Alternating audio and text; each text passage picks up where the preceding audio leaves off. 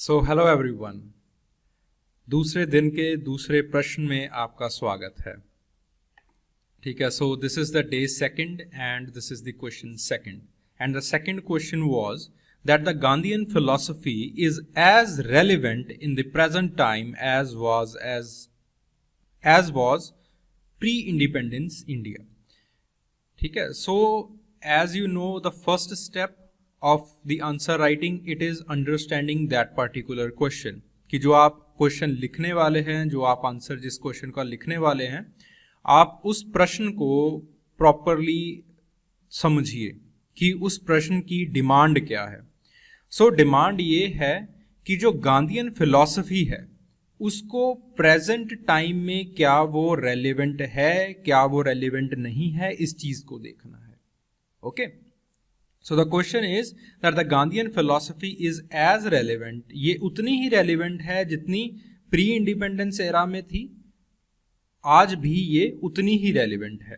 ठीक है, so the introduction, so introductory statement is, देखिए यहाँ पे दो तरीके हैं इस प्रश्न को लिखने के। आपके पास दो तरीके हो सकते हैं। कौन कौन से ये आपके पास दो तरीके हैं? एक तो है कि आप गांधीयन फिलॉसफी से शुरू कीजिए, start with the Gandhian philosophy.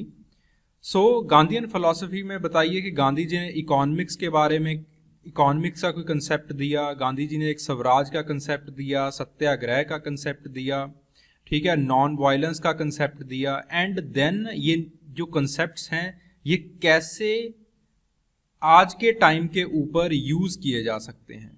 ठीक है, राइट दैट पर्टिकुलर कंटेक्स्ट। एक तो तरीका ये है कि गांधीयन फिलॉसफी से आपने शुरू किया और उसके बाद आपने प्रेजेंट टाइम में ये कितनी संभव है, ये कितनी रेलिवेंट है, आपने ये बता दिया। Then you have to give your opinion, फिर उसके बाद आपने एक न्यूट्रल सा अच्छा सा ओपिनियन दे दिया। ठीक है, द सेकेंड वे, जो दूसरा वे है वो ये है कि आप डायरेक्टली क्वेश्चन की डिमांड को अप्रोच कीजिए। ठीक है, कि गांधी जी की फिलॉसफी आज भी उतनी रेलिवेंट है क्योंकि आज भी हम वही प्रॉब्लम्स को फेस कर रहे हैं। आज भी हमारे पास अनटचेबिलिटी की प्रॉब्लम है, आज भी हमारे पास वायलेंस होता है, आज भी हमें प्रोटेस्ट करने पड़ते हैं, आज भी वुमेन को वो दर्जा नहीं मिला है जो गांधी जी ने कहा था जो मिलना चाहिए था। ठीक है, तो आज भी हम गरीबी की प्रॉब्लम से पीड़ित हैं। तो जो प्रॉब्लम्स प्री इंडिपेंडेंस एरा में थी, ब्रिटिश राज में थी, वही प्रॉब्लम्स आजकल हम फेस कर रहे हैं सोशली। तो ऐसे आप कर सकते हो इसको। ठीक है, चलिए, I have taken the second way, मैंने दूसरा वे अपनाया है, that directly starting with the theme of the question. Okay, so Gandhian thought underline the most humane value, most humane way to resolve many of the problem that plague our times। ठीक है, तो गांधी जी का जो विचारधारा थी उसने एक humane वे दिया टू रिजॉल्व द प्रॉब्लम्स, वो समस्याओं का रिजॉल्व करने के लिए जो कि आजकल के टाइम में बहुत ज़्यादा हमारे जो सोसाइटी को प्लेग कर रही हैं, बीमार कर रही हैं। ठीक है, और आज भी वही सारी प्रॉब्लम्स हैं, आज भी आपके पास वायलेंस की प्रॉब्लम है, आज भी आपके पास अनटचेबिलिटी की प्रॉब्लम है। सो गांधी जी ने इन चीजों का इस तरह से सॉल्यूशन दिया। ठीक है, सो देखिए यहां पे डायरेक्टली आपने क्वेश्चन को अप्रोच करने की कोशिश की है। ठीक है, चलिए, now the body part. So Gandhi ji ने नॉन वायलेंस का कंसेप्ट दिया। नॉन वायलेंस का कंसेप्ट आज भी यूज होता है, individually, nationally as well as internationally. जब आपको रिप्रेशन के अगेंस्ट, इनजस्टिस के अगेंस्ट इकट्ठा होने की जरूरत महसूस होती है।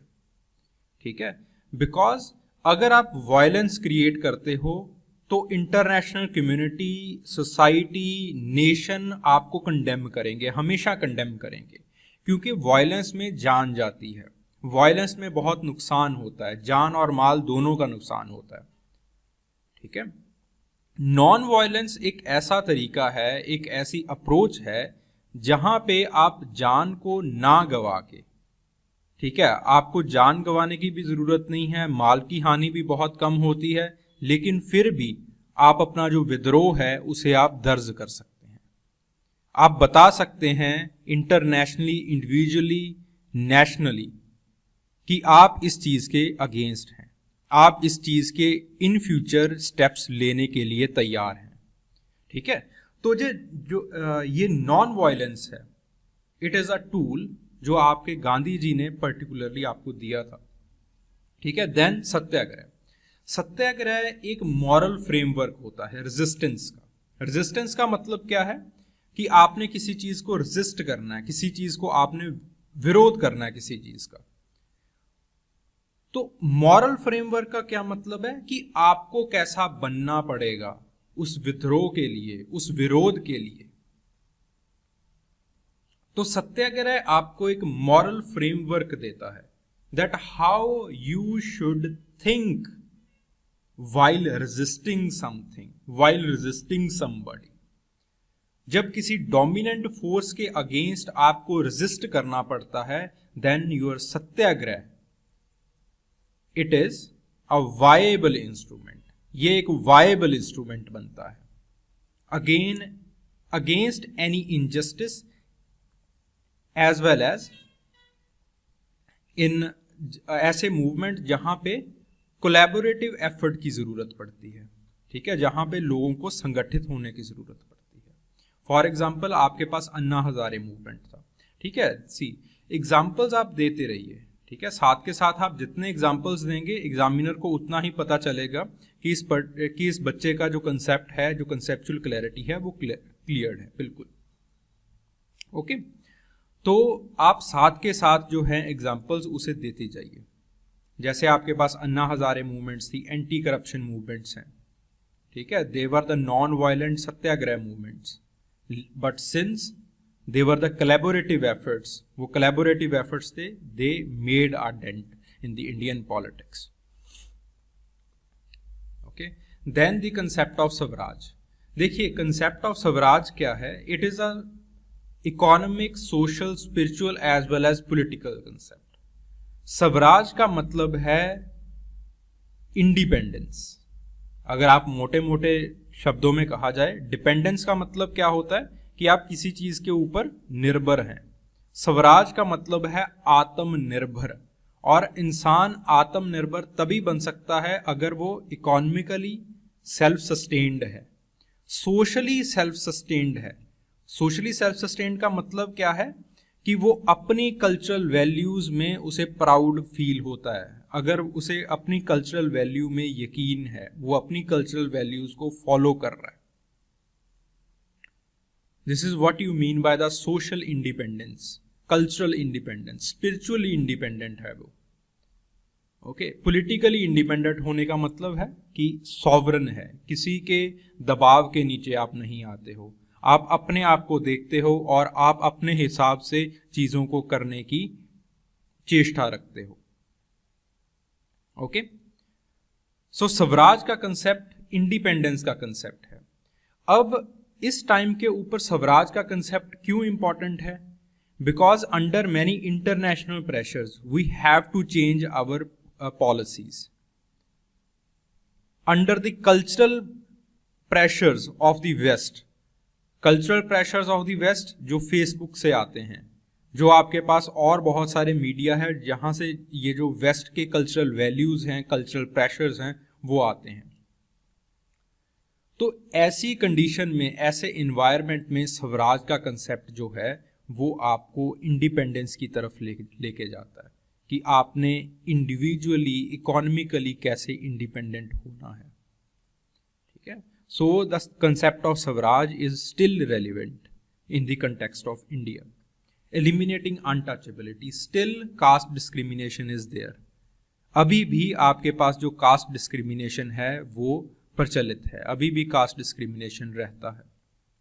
क्योंकि कास्ट डिस्क्रिमिनेशन रहता है तो जो गांधी जी का हरिजन का कंसेप्ट है वो आज भी रेलेवेंट है।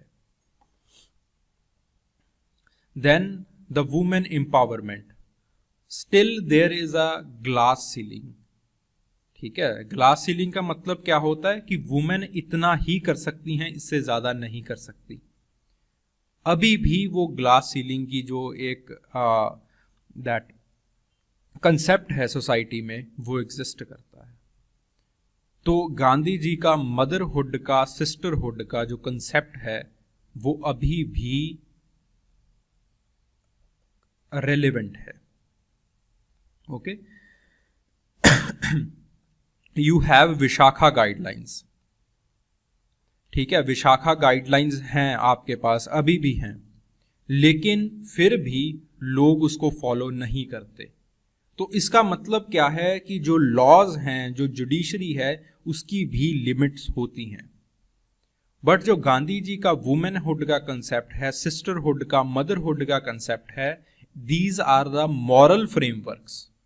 मॉरल फ्रेमवर्क्स का मतलब क्या है कि एक इंसान को अंदर से जो आप इक्विप करते हैं, दैट मॉरलिटी का मतलब क्या होता है, your own principles, your own values. तो गांधी जी ने जो वुमेनहुड का, सिस्टरहुड का, मदरहुड का जो कंसेप्ट बनाया था, दे वर द मॉरल कंसेप्ट्स। एक इंसान को कैसे वुमेन को देखना चाहिए, ठीक है, इंडिविजुअल बेस्ड कैसे देखना चाहिए, वो उन्होंने बनाया था। ठीक है, सो जुडिशरी जितना भी प्रयास कर ले, लॉज जितना भी प्रयास कर ले, लॉज की अपनी लिमिट्स होती हैं। Okay, you have to be morally good, आपको मॉरली अच्छा होना पड़ता है। तो ये मॉरल जो फ्रेमवर्क है, ये गांधी जी ने दिया था। Then still Gandhian thought about compassion. हमारे पास कंपैशन की, काइंडनेस की कमी है, पंक्चुअलिटी की कमी है, we are always running late but never on time. Okay, then still there are many districts, still there are many villages that are not ODF free. ठीक है, डिस्ट्रिक्ट तो सारे के सारे हो गए, but there are still some villages that are not ODF free, open defecation free. तो गांधी जी's thought on sanitization still holds the relevance. ठीक है, तो गांधी जी जब कांग्रेस के हेडक्वार्टर्स में जाते थे, इनिशियली जब गांधी जी कांग्रेस के हेडक्वार्टर्स में जाना स्टार्ट कर दिया, तो गांधी जी पहले जाते थे और उनके वॉशरूम्स को साफ करते थे। ठीक है, so he was that kind of leader. उन्होंने सिर्फ बातें की नहीं, उन्होंने करके भी दिखाई हैं। ठीक है, so Gandhi ji is thought about compassion, punctuality, sanitation, they hold relevance today. Okay, अब देखिए, अब जो आपका बॉडी का पार्ट है, आपने क्वेश्चंस में जो आपके आर्गुमेंट्स हैं उनको प्रॉपरली आपने फ्रेम कर दिया। ठीक है, नॉन वायलेंस आज क्यों जरूरत है वो बता दिया, सत्याग्रह की आज क्यों जरूरत है वो बता दिया, स्वराज की क्यों जरूरत है, अनटचेबिलिटी को एलिमिनेट करने की क्यों जरूरत है, हरिजन का कंसेप्ट क्यों इंपॉर्टेंट है, मदरहुड का कंसेप्ट, वुमेनहुड का कंसेप्ट गांधीयन क्यों इंपॉर्टेंट है। ठीक है, ये सारी चीजें आपने अपने आर्गुमेंट्स में बता दी। Now it is a time of conclusion. अब कंक्लूजन कैसे निकाल सकते हैं? So this is my opinion. आपका जो भी ओपिनियन होगा आप कंक्लूजन में लिख सकते हैं। बट एक बात याद रहे कि जो आपका ओपिनियन है, it should be in line with the question. Question के साथ वो इनलाइंड होना चाहिए। ऐसा नहीं होना चाहिए कि क्वेश्चन तो कुछ और पूछ रहा था, कंक्लूजन पता नहीं किसी और डायरेक्शन में चला गया। ऐसा नहीं होना चाहिए। Okay, so how you can conclude? Ultimately, all the ideals and the thoughts of the Mahatma Gandhi were reached by him via the process of lifelong experimentation. That is why उनकी autobiography का नाम क्या है? My Experiments with Truth. ठीक है, उन्होंने सिर्फ truths को लिखा नहीं है, उन्होंने सोसाइटी में एक्सपेरिमेंट किया है। ठीक है, life long experiment with truths, and this makes Gandhian thought most significant. ठीक है, और इसीलिए in the today's post truth era they hold relevance. ठीक है, अगेन क्वेश्चन की डिमांड को स्ट्राइक किया। कंक्लूजन ने भी क्वेश्चन की डिमांड को स्ट्राइक किया।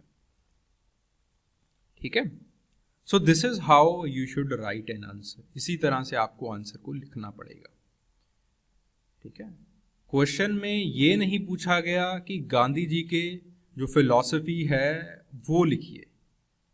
क्वेश्चन में सीधा सीधा डायरेक्टली ये पूछा गया कि रेलिवेंस क्या है. अब रेलिवेंस को मार्क करना है. Maximum of the students they were writing कि गांधी जी की फिलॉसफी क्या है. गांधी जी की फिलॉसफी नहीं पूछी है, गांधी जी की फिलॉसफी का रेलेवेंस क्या है. Mark the keyword, mark the key theme of the question. उसका रेलेवेंस क्या है उस वो पूछा गया है. तो रेलेवेंस बताइए. फिलॉसफी पूछी नहीं है, अगर लिखते हो अच्छी बात है, लेकिन रेलेवेंस लिखना बहुत ज्यादा इंपॉर्टेंट है. Okay. So first step and the most crucial step is understanding the question.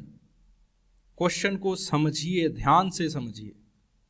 ठीक है. इफ यू आर बिगिनर, चाहे 3-4 मिनट लगा दीजिए क्वेश्चन के ऊपर.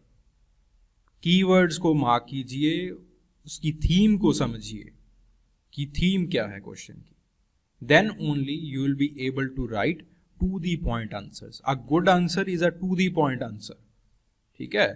अंडरलाइनिंग वगैरह ये सब कुछ बाद की बातें होती हैं.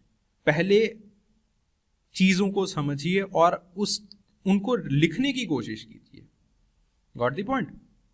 चलिए, if you have any doubt, any query, write in the comment section. Okay, thank you.